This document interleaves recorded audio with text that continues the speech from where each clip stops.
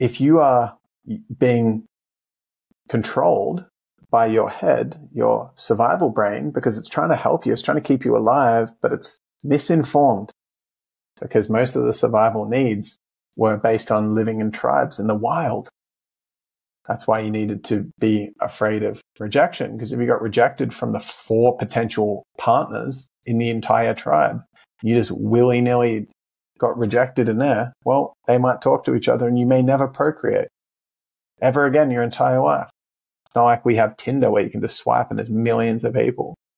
You literally have maybe 3 potential partners in the whole tribe. So of course there's stakes. The stakes are high. And if you do get rejected by someone outside romantic interests in the tribe, well, they might just out you from the tribe.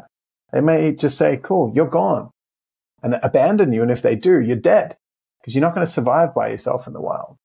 You need the tribe with the collective set of skills and support to fend off other tribes, to fend off animals, to trade skills where some people gather, some people hunt, some people build shelter, some people tend to the fire so there's warmth, some people are getting clothes for the winter and making them out of animal skins, and everyone's working together.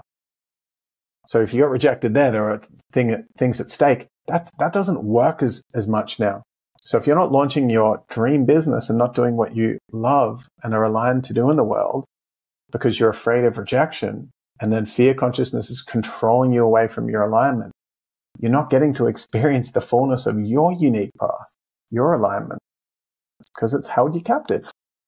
Okay? So that's just one. That's just stories. Head hypnosis saps you. SAP is the acronym. It saps you. Stories, addictions is the second way that you know, okay, I'm being controlled by head hypnosis.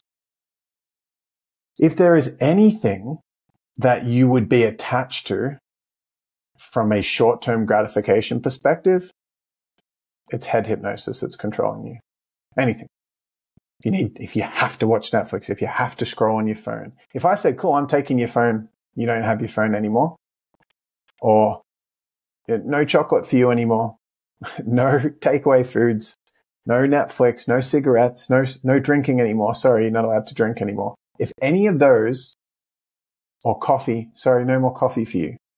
If I threaten to take any of those away and it activates you and frustrates you or would agitate you, that's head hypnosis. It's controlling you. And the reason it feels like there would be defensiveness, you might even have stories in your head right now.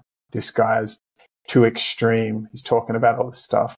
He doesn't get it. That's your head hypnosis right now. Thinking that's extreme.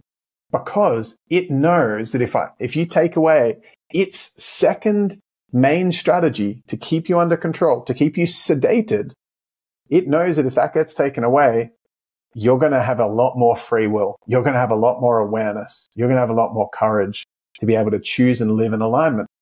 And it doesn't want that. It doesn't want you living in presence. Because when you're in presence, you've superseded your ego. It's now dead in that moment.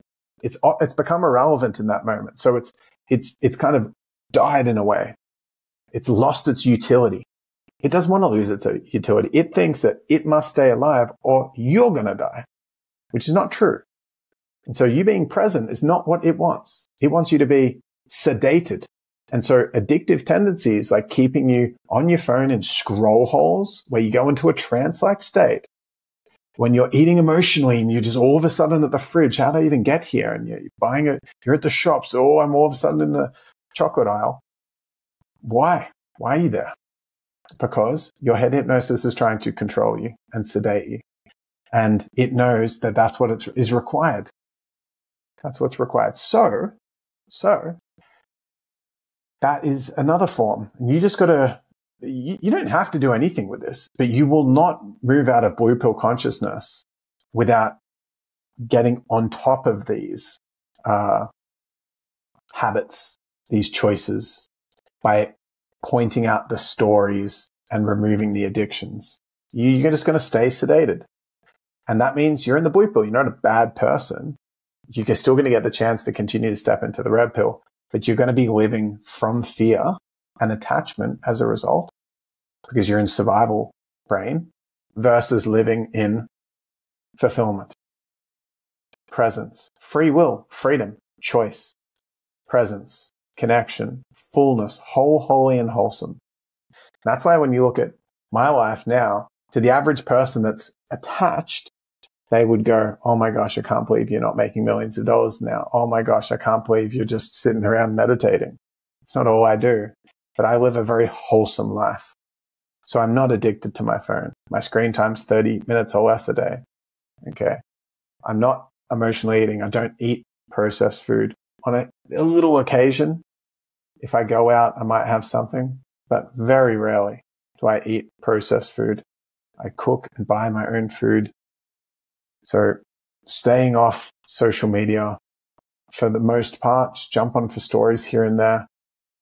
What else do I? Definitely don't smoke, don't drink alcohol, haven't drunk in 13, 14 years, never smoked a cigarette, never had a coffee. So I'm lucky because, well, I'm lucky because I have awareness. That's the thing that I feel the most grateful for in general. But I'm enough on top of these habits that they don't rule me and keep me in head hypnosis. I go into head hypnosis every day still, because as soon as I start to get stressed and my bandwidth decreases, my window of tolerance, my regulation homeostasis gets challenged and I get activated or triggered, boom, straight back in head hypnosis.